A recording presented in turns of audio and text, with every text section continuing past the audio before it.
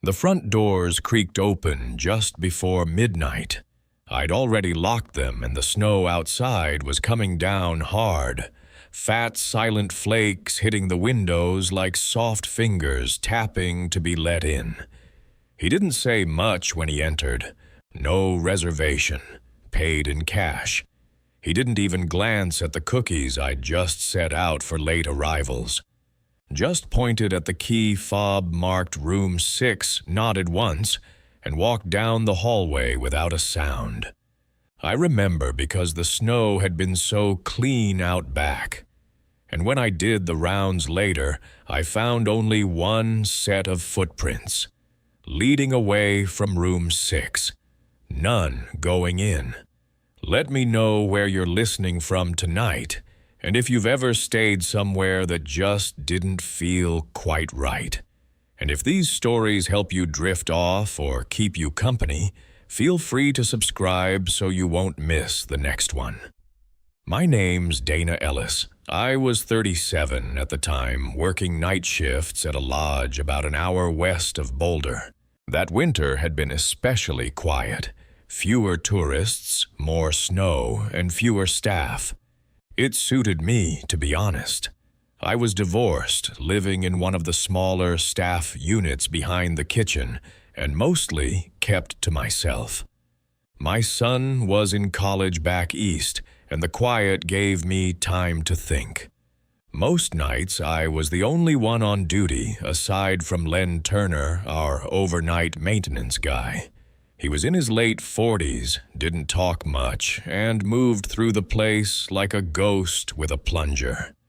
That particular night, early February, bitter cold, I'd come on at 10 p.m., and the snow was already climbing past the wheel wells in the parking lot. We only had 2 guests that evening, a couple on a ski package in room 3, and an older man who checked in a few hours before midnight. I still don't know his name. He signed in with a single initial M. No luggage, no coat, just a charcoal sweater, dark pants, and one of those knit caps pulled down over the ears. The kind that make people look younger or much older, depending on how they carry themselves. He didn't ask about the fireplace or the Wi-Fi. Didn't even look at the little map I offered of the lodge layout. Just took the key for room 6, nodded, and walked past the sitting area into the back hall without making a sound. Even on old wood floors, his footsteps didn't creak. I stood there for a while, watching the hallway, listening. Nothing. Room 6 is at the far end of the left wing, past the old ski photos and the supply closet Len keeps half jammed with salt and broken rakes. The walls back there always feel colder. I used to think it was just poor insulation, but even when the heat's running full tilt, the carpet stays cool to the touch. Around 1:45 a.m., I did my rounds, something I always did when the lodge was quiet. Checked the thermostats, made sure the kitchen faucet wasn't dripping, walked past the guest doors to listen for any odd sounds. Most nights it was peaceful. That night, not exactly. When I passed room 6, I paused. Not because of a noise, the opposite actually. It was too quiet. Most people, even the heavy sleepers, shift or breathe audibly behind those paper-thin doors. But I heard nothing, no breathing, no shuffling, not even the faint hum of the bedside lamp we always left plugged in. And the strange thing was, I didn't remember hearing the door close earlier. I walked to the end of the hallway where the emergency exit is just beyond room 6. It opens to the rear path behind the building, where the snow drifted in deep along the tree line. The red push bar was cold to the touch, but not frozen. I pressed it lightly and peeked out. There were footprints, one set, not from earlier. These were fresh, still holding their shape. Boot prints, but narrow like a man with small feet, or perhaps thin shoes. They trailed from the door across the unplowed walkway and vanished into the snow near the woods. No return path. Just a clean, solitary trail leading out into the dark. I stood there for a minute longer than I should have, listening to the wind rustle through the trees. It wasn't loud, more like the hush of someone whispering just behind the branches. But there was no voice, no lights, just that awful feeling you get when you know something isn't where it's supposed to be. I went back inside, locked the emergency door, and made a note on the log sheet room 6. Footprints seen outside. No return. We'll check again later. I told myself the guest had stepped out for air, that maybe he smoked and didn't want to bother anyone. But no smoke lingered on his clothes when he checked in. And he didn't seem like the type to step out into a blizzard without a jacket. Around 2:30, Len radioed from the boiler room to let me know the basement thermostat was glitching again. I headed down to meet him. He was elbow deep in the control panel, swearing under his breath about frozen valves. "You see the guy in room 6 come back in?" I asked casually. Len looked up, frowning. "What guy in 6? "The quiet one. Checked in just before the storm really hit. Paid cash." Len shook his head. "Only saw the couple earlier. Been down here most the night." I didn't say anything else. Helped him get the panel reset, then went back upstairs. By 3:15 a.m., I decided to knock on room 6. Not out of policy, but because I couldn't let it go. I knocked once. No answer. Knocked again. Louder. Then I used the master key. Inside, the room was perfectly still, not empty. His shoes were placed neatly by the radiator. Bed covers untouched. One of our complimentary water bottles on the nightstand unopened. The lamp was on, dim. And next to the water bottle, I saw something strange, a folded piece of receipt paper. Like from a gas station. The kind you get after buying a pack of gum or a single coffee. I opened it. No ink, but pressed faintly into the paper as if by a pen without ink were the numbers. 247. That was it. I locked the room again, walked back to the desk, logged the incident, and sat there until dawn listening. No one came back through that hallway. The next day, I told the day manager everything. She checked the camera at the front desk. No record of him entering. No record of him leaving.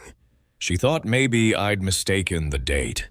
But I showed her the receipt paper. The timestamp on the bottom, barely visible, read 2/5/02:47 a.m., and no guest ever officially stayed in room 6 that night. That winter, we had 4 more people check into that same room, and each one left early. Said the room was too quiet, said they kept dreaming of walking barefoot through snow.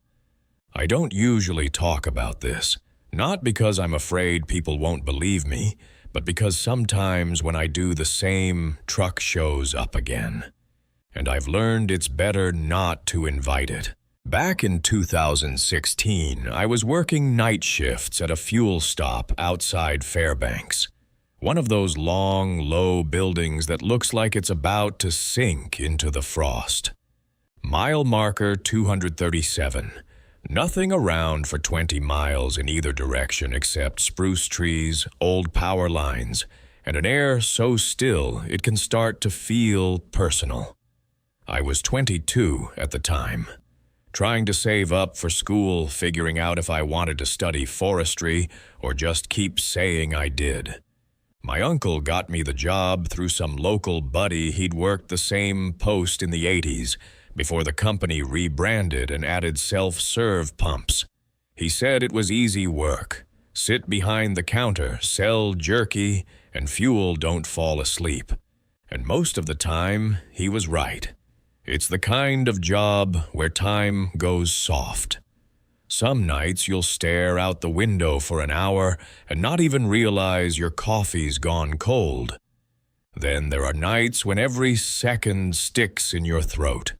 The first time it happened was in late October. The snow had just started to hang around for good, and my shift started like normal.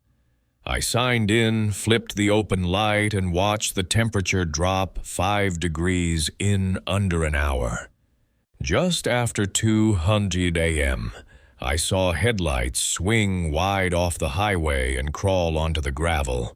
At that time of night, a vehicle meant one of two things: either a trucker running low on fuel, or someone too tired to make it all the way to Fairbanks. This one was different. It was an old blue Chevy pickup, the kind with square edges and a long bed that always looked heavier than it should. Rust along the doors, one tail light cracked. It pulled in, slow-stopped at pump 4 and idled. No one got out. I waited a full minute before keying the intercom. "Need help out there." Nothing. The engine stayed on. The windows were tinted, but not heavily. I could make out the outline of someone in the driver's seat, hands at 10, and 2 heads slightly tilted. Then, just as I was about to go outside, the truck pulled away. Didn't get gas, didn't roll down a window, just turned slowly and drifted back onto the road like it had never meant to stop in the first place. I thought maybe it was a lost hunter or someone trying to decide if they had enough in the tank to make it to Eielson. But the next Wednesday, it came back. Same truck, same pump, same time just after 2:00 a.m. This time I watched it from behind the soda fridge. I crouched low, peeking through the corner of the window, feeling like a kid spying on something they weren't supposed to see. Again, it idled for a full minute. I wrote the time in the little shift log we kept under the register. 2:04 a.m., outside temperature 6 degrees, wind from the north. Then the truck pulled away, again. The third week I was ready. I brought my dad's old trail cam and clipped it just above the pump canopy, angled to catch any plate or face. I didn't tell anyone. It felt like something I needed to confirm before I sounded like a fool. Sure enough, 2:03 a.m., that same blue truck rolled in, but this time it shut off. No headlights, no engine, and after 30 seconds the driver door opened. I couldn't move, couldn't breathe. The man who stepped out looked wrong, not monstrous, not threatening, just wrong. Too stiff in the joints. Shoulders straight like a beam of wood. Face pale like the kind of skin that hasn't seen sunlight in years. And the way he moved mechanical, like each step had been pre-decided. He walked once around the truck, just once, then got back in and drove away without refueling. The next day, I pulled the SD card and opened the footage in the back office. It had captured nothing, just an empty lot, no truck, no man, not even tire tracks. But the timing lined up exactly with when I saw it. That night, I told Len, the dispatcher who handled graveyard calls across the 3 rural stations up north. He didn't laugh. He just went quiet for a while and then said, "Walter Hricks used to drive a truck like that." I asked who Walter was, worked the mines out past Moose Creek, went missing in '92. They found his truck up by Birch Lake, engine still warm, but no sign of him. He paused again. Real quiet guy. Same schedule every week. Always fueled up Wednesdays around 2. I didn't ask any more questions. The next few weeks I saw the truck 4 more times. Always pump 4. Always just after 2. Sometimes it idled. Sometimes the lights flickered on and off. Once, the interior dome light blinked like someone was opening and closing the driver's side door over and over rhythmically, like a metronome. I started writing everything down, not just the times, but the weather, the feel in the air. One night, the heater in the office shorted out at exactly 2:05. Another, all the fuel prices on the LED board flickered to zero and stayed there until morning. The truck never came on Fridays, only Wednesdays, and only when snow was in the forecast. Then one night I was watching the live feed from the outside cameras just to pass the time. It was almost 2:00. Snow had started coming down hard. I blinked, and there it was. The truck wasn't pulling in. It was already parked. Pump 4, no sound, no lights, just sitting there, like it had always been there. I checked the window, nothing outside. The lot was empty, but the monitor still showed it. Blue truck, driver seated upright, hands on the wheel. I reached for the walkie. My fingers wouldn't close around it. Then something else caught my eye. Movement. Inside the store. The glass of the cooler fogged slightly, like a breath had passed in front of it. I turned, slowly. No one was there, but the back room door was open. I hadn't opened it. I stood, walked slowly to the register, grabbed the flashlight. When I turned back, the monitor feed was dark, just static. I checked the footage later. The recording showed a full minute of pump 4 being empty. No truck, no lights. But I'd seen it with my own eyes. Or maybe not. Maybe something else wanted me to think I had. I quit 2 weeks later, moved south, took a job at a call center in Idaho. Every now and then I dream about that fuel stop, the humming of the cooler, the tap-tap of snow against glass, and a truck that shouldn't be there, waiting. I've lived in Oregon most of my life, but one fall when I was 28, I flew up to Alaska to spend a week hunting moose with my dad. It was supposed to be a chance for us to reconnect, just the two of us. No phones, no noise, just silence and snow, and whatever we could bring home. We set out from Glenallen early on a Monday morning, following the old trail roads into the Copper River Basin. My dad, Dave, had been up that way in the 70s doing field research. Said it was some of the best wildlife habitat in the region, untouched, quiet, deep country. The truck couldn't take us far. After a few hours, we packed out on foot, carrying gear and rifles across frozen brush and old tire ruts half swallowed by snow. By sunset, we had our base camp, 2 canvas tents, a fire ring, and a line for hanging meat. No cell signal, no other tracks. It was cold, dry cold, the kind that sinks into your bones and makes the air feel sharp in your lungs. At night, the sky cracked wide open. No light but stars, and the occasional flicker of the northern lights across the ridgeline. We saw our first sign the second morning, tracks, fresh ones, leading up along a narrow creek. My dad pointed out the spacing, the depth, the way the prints sank a little more on the right. Bull, probably a 5 or 6-year-old. Not massive, but enough to fill a freezer. We followed the trail most of the day. But what caught my eye wasn't the moose. It was the other tracks. Smaller, wider stride. Unmistakably canine, but large. Almost too large. And they didn't follow the moose trail. They flanked it, circling at a distance, keeping parallel, but never intersecting. My dad said nothing at first, just knelt by the prints and scratched his beard. Eventually, he muttered, Big Wolf.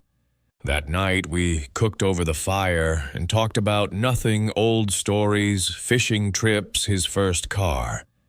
But I noticed he kept glancing out past the tree line like he was listening for something he couldn't quite name. Just after midnight, I woke up needing to relieve myself. I stepped out into the cold breath fogging in front of me and walked to the edge of the clearing. That's when I saw the tracks, circling our tent. Not deep like the moose, just enough to mark the frost. Wide paws, set evenly like a compass had drawn a line around us. One circle, not messy, not curious, just methodical. I called for my dad. He came out fast, pulling his coat on halfway. When he saw the prints, he didn't say a word, just stood there for a long time. Then he turned and kicked snow over the fire. "We break camp at first light," he said.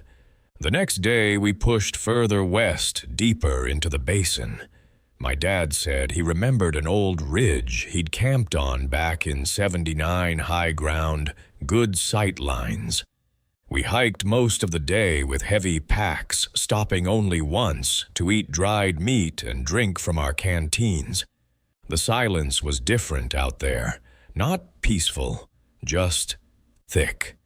Even the birds were quiet. We saw no moose, no deer, nothing moving except wind through the dead trees. We set camp again this time, higher near the tree line. We stayed up later that night, both of us edgy, sipping weak coffee from tin mugs. Around 2:00 a.m., I heard a sound, not close, but not far either. A howl, but not quite. It rose sharp and then fell suddenly. No echo, just that clipped mechanical edge. My dad didn't even look at me. He just set his cup down and picked up the rifle. We didn't sleep much after that. The next morning we found a kill site, about 300 yards from camp near a frozen pond. A young caribou torn open from the belly, but not mauled, not messy. The cuts were clean, too clean, no teeth marks, no drag signs, just opened, hollowed. The strangest part was the way the limbs had been arranged. Front legs extended straight hind legs, bent at perfect right angles, like someone had laid them out for a photograph. My dad crouched over the body for a long time. Then he said something that's never left me. "It's not killing to eat." We packed up early again. That night was the worst. We'd barely gotten the tent zipped when we heard it. Not the howl this time. Footsteps, soft, deliberate. They moved just beyond the edge of the clearing, too heavy for a fox, too slow for a deer. I held my rifle tight across my chest, but the sound never came closer. It just circled, over and over. We stayed awake till dawn. No fire, no sleep, just listening. At first light, we left. Didn't even break camp properly. Just took what we could carry and walked till we hit the trail again. My dad never said another word about it. Even when I asked years later, he'd just shake his head. But he never hunted that basin again, and neither did I. I don't usually talk about field work. Most people think it's just tagging animals and jotting notes in a little weatherproof notebook. But there's one survey I still think about more than I should. It was the winter of 2014, and I'd been hired as a seasonal assistant for a long-range caribou migration study. Our base was a modular trailer setup about 2 hours northeast of Tok, near the Yukon line. Just us, the trees, and a satellite dish that barely held a signal. We were tracking a herd with 118 animals, each tagged with a small GPS collar that pinged every 4 hours. Our job was to monitor the data feed, review drone footage, and periodically trek out to verify ground conditions. The snow was bad that season, thick, granular, and crusted with a sheen that made walking feel like balancing on sugar-glazed ice. I was working under Dr. Leonard Morris, a biologist from Fairbanks, who'd been mapping caribou patterns for over a decade. Sharp guy, quiet, methodical. We had one tech with us, too, Colby Sanders, early 20s, bit of a know-it-all but good with equipment. The three of us were alone up there for nearly 3 months. The odd thing started with a data drop. We were reviewing migration paths when we noticed that 43 collars had gone dark in less than 2 days. Not 1 or 2 glitchy readings, 43. All from the same region, Grid 7B. The terrain out there was flat, mostly frozen scrubland with patches of dry forest and a wide river that cut through the center like a cracked vein. Nothing out there. No towns. No mines. Just snow and ice. Leonard figured it was a collar malfunction. Maybe a relay went bad. So he had Colby prep the drone and asked me to plot a wide flight path over Grid 7B and record continuous thermal imaging. The drone went up that evening just before sunset. It took about 40 minutes to cover the area. We watched the feed live on a clunky monitor with bad contrast sitting elbow to elbow in the back trailer room. Most of the footage showed what we expected: cold terrain static readings, no movement. Then, right around the 33-minute mark, the camera picked up 7 distinct heat signatures. Humanoid, evenly spaced, moving in perfect unison through the southern corridor of the grid. No vehicles, no tents, no tracks. Just 7 upright shapes walking in formation across a patch of frozen terrain where no human had any reason to be. I remember how Leonard leaned forward, squinting at the monitor like he wasn't sure if he should speak. Then, as quickly as they appeared, the heat signatures vanished. Not drifted out of frame. Vanished. Colby chuckled, said it must be artifacting or thermal ghosting from some kind of atmospheric refraction. But Leonard just stared at the screen and didn't say a word. That night, Colby volunteered to do a sight check. It was risky. Light was fading and the temps were dropping below 0. But he was cocky, said he'd take the snowmobile, make it a short trip. Said it would help him clear his head. He left around 7:15 p.m. I still have the logbook. By 10 Huzro, he hadn't come back. Leonard tried his radio 3 times. Nothing. Just static and a low hum like interference coming from inside the building. Around midnight, we took the backup sled and followed his GPS trail. It cut clean through the basin toward the river, then looped erratically along a ridgeline before cutting out entirely. We found the sled parked at the edge of the riverbank.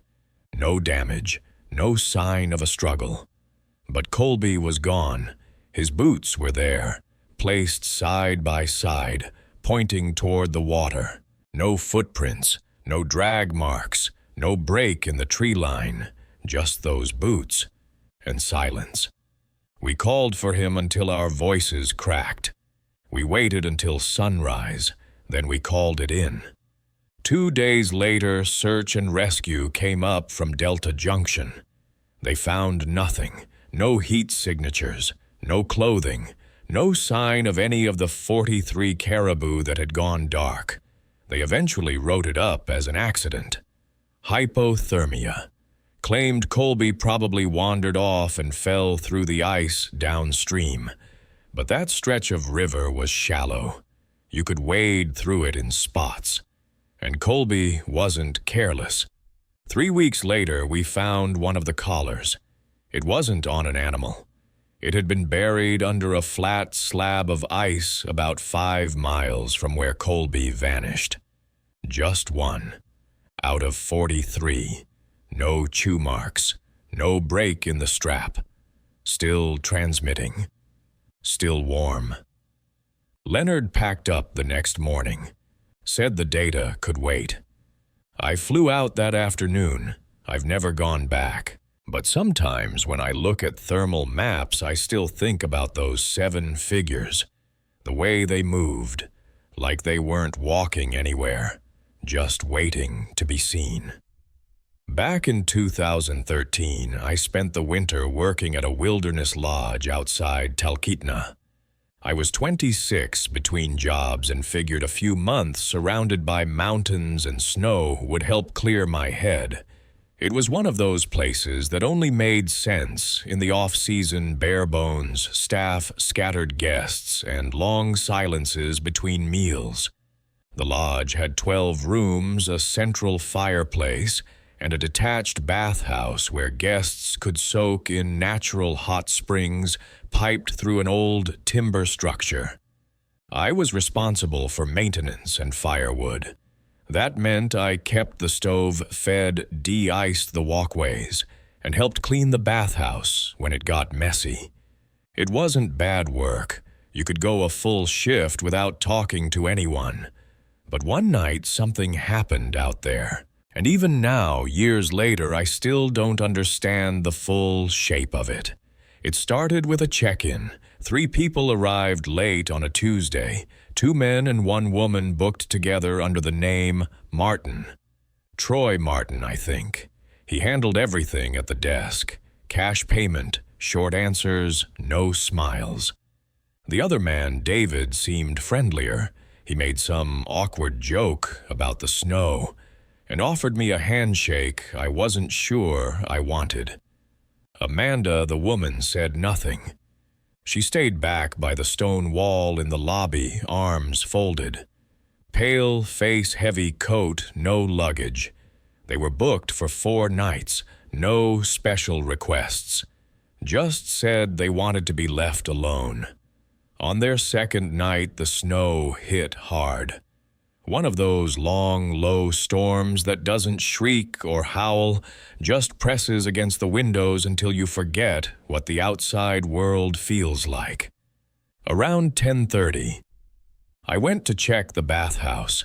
I'd seen the 3 of them walking that way earlier, bundled up and quiet.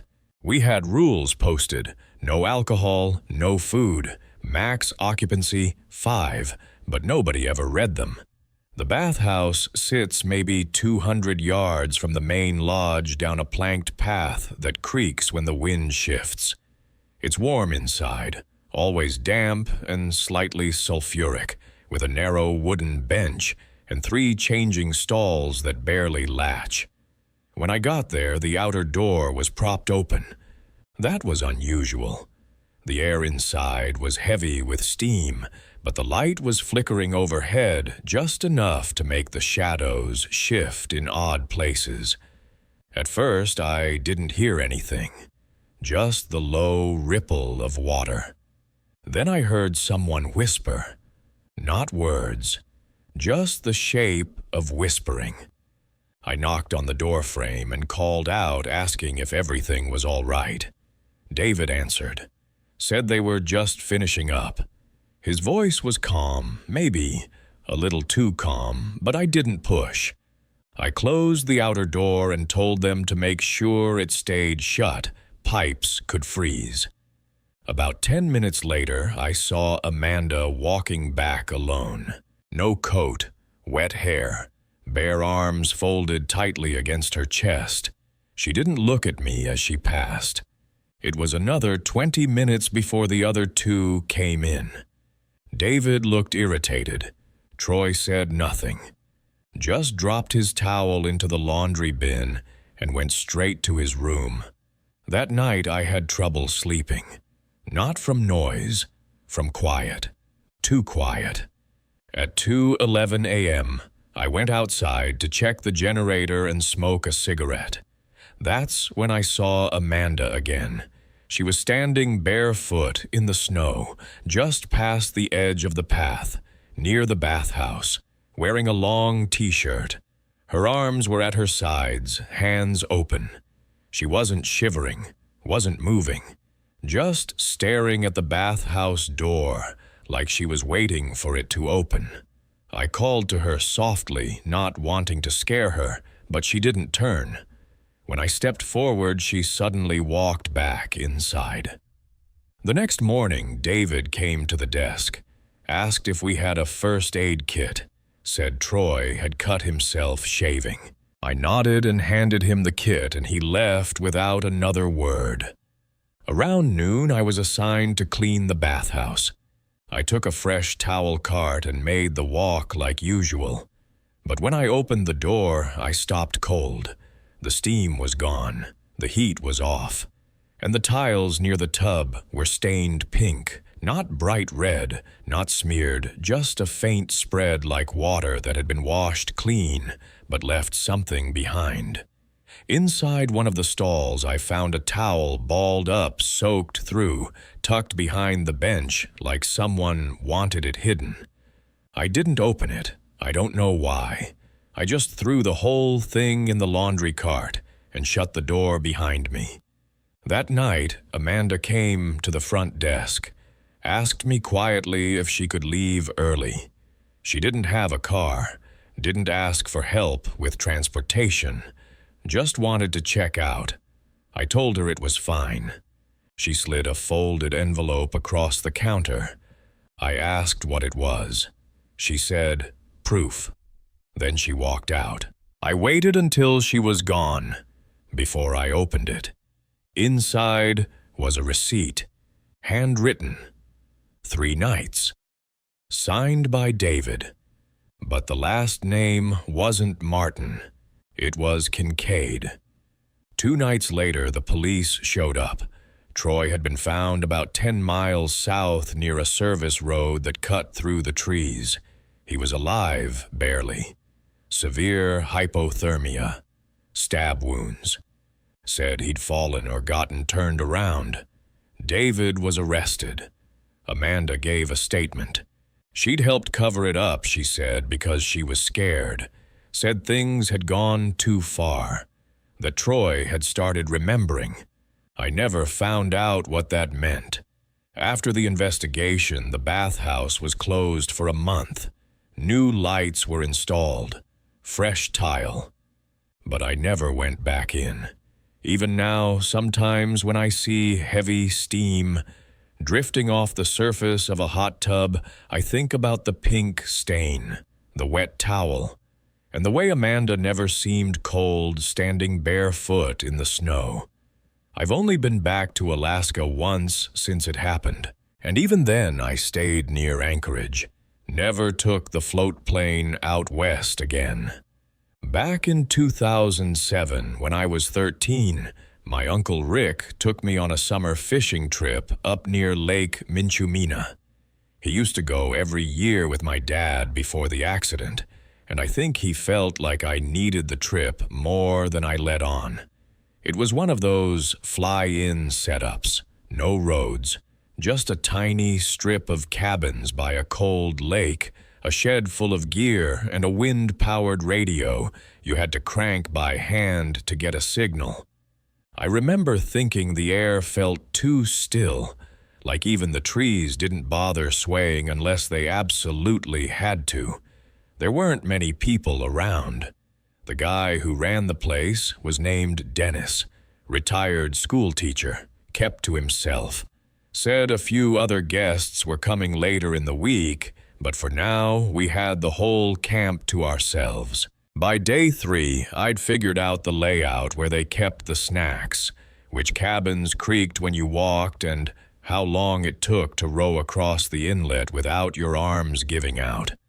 I was a quiet kid, the kind that listened more than I talked.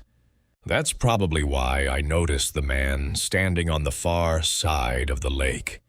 He was just inside the tree line, wearing waders and one of those old canvas vests with too many pockets. He wasn't moving, just watching, like he was waiting for something. When I told Uncle Rick, he said it was probably a guide from another camp. They sometimes hiked the trails behind the ridge and cut across the lake to scout fishing spots. Still, I kept catching glimpses of him, always at a distance, never waving, just standing too still for too long. On the fifth morning, I was sitting alone by the shore, trying to untangle my line. The sky was gray, heavy, with the kind of clouds that never quite become rain. That's when I heard footsteps in the gravel behind me. I turned and saw the man, closer now. He was smiling in that stiff, overly polite way adults use when they're trying to look harmless. His voice was calm, not friendly, not mean, just flat. He asked if I was Zachary, not Zach, not Kid, my full name. That made something twist in my stomach. He said he was one of the backup guides and had been told I was interested in learning to gut fish properly. I hadn't told anyone that, not even Rick. He offered to take me upriver to show me the right way. Said it wouldn't take long. I remember feeling frozen, not scared, just stalled. Like I was watching the conversation from a few feet behind my own eyes. I told him my uncle was waiting for me at the lodge. He smiled again. Said Uncle Rick had gone into town for the day. There was no town. The nearest was over 60 miles by air. I backed away slowly, still holding my fishing rod, like it might help somehow. He didn't follow, just stood there and watched me walk up the path toward the cabins. When I got back, I found Rick by the shed, fiddling with a broken tackle box. I asked if he'd spoken to a guide that morning. He looked at me like I'd started speaking a new language. There were no guides, just us. And Dennis. I didn't sleep well that night. The next morning I told Dennis what happened. He seemed troubled, but quiet, just nodded and asked me what the man had looked like. When I described him, he went pale, said someone matching that description had stayed at the camp 5 or 6 years ago, came solo, claimed to be a photojournalist, never fished, never took pictures, left without saying goodbye. Dennis didn't say it outright, but I could tell he didn't believe the guy was from any of the registered lodges. He walked the perimeter with Rick that afternoon, checking for tracks. They found some maybe, but the gravel was loose and the moss didn't hold prints long. The float plane picked us up 2 days later. I didn't see the man again, but sometimes even now, when I walk near the water, I think about the way he said my name. Not like he'd just read it, like he'd been given it.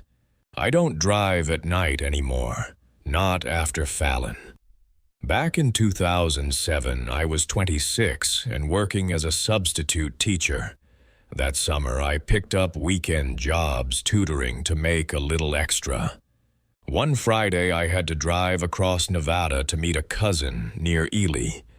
I thought I'd make it in a day, but US 50 has long stretches where the horizon tricks you, and by dusk, I was too tired to keep my eyes open. I pulled into a little roadside place in Fallon. One of those squat motels with a fading sign that buzzed when the letters lit up. The parking lot was cracked weeds pushing through.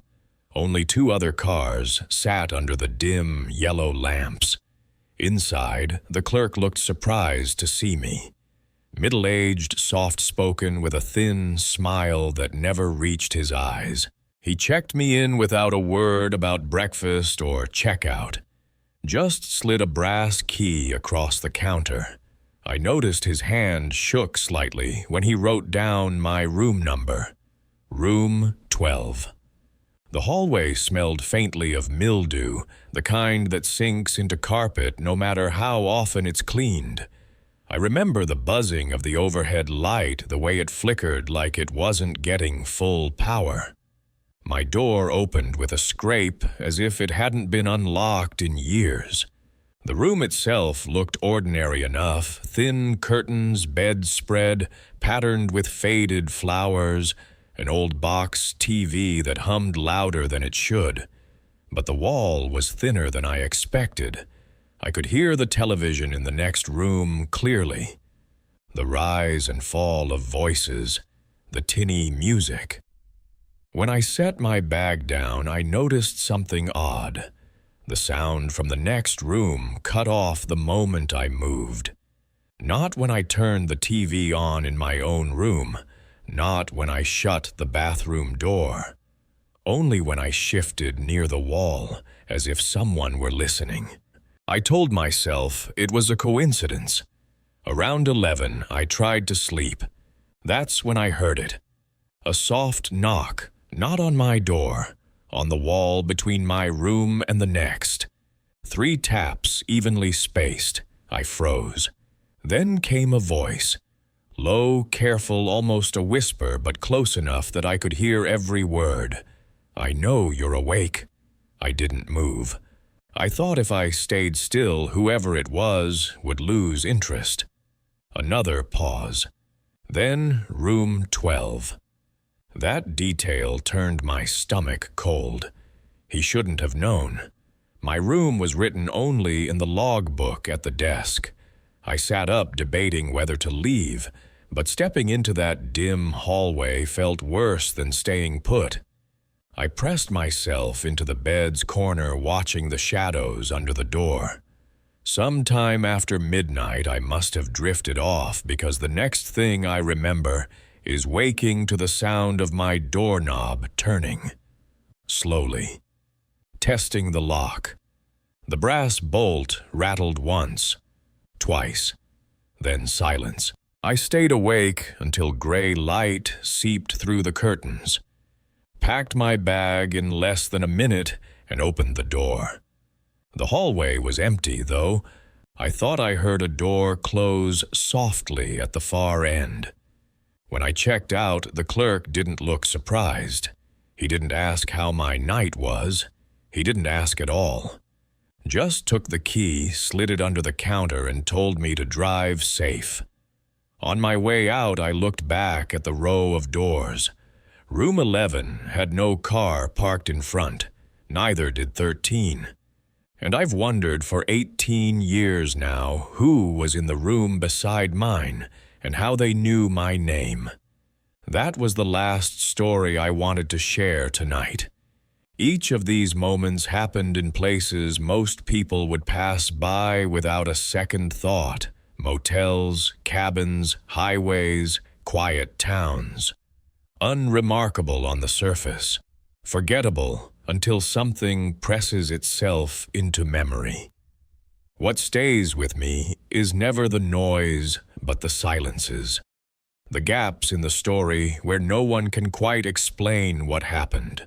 The pale man at the roadside, the still figures in the woods, the voice that speaks your name when no one should know it. If you've listened this far, you probably feel it too, that sense that the ordinary is never as safe as we'd like. That sometimes the stranger at the counter, the light in the fog, or the room next door knows more about us than we'd ever want. And those are the things you carry long after the night ends. Thank you for staying with me until the very end. If you'd like to hear more quiet stories like these, follow the channel, share this with someone who might listen late at night, and subscribe so you won't miss the next collection. And tell me, have you ever stayed somewhere that felt wrong, even if you couldn't explain why?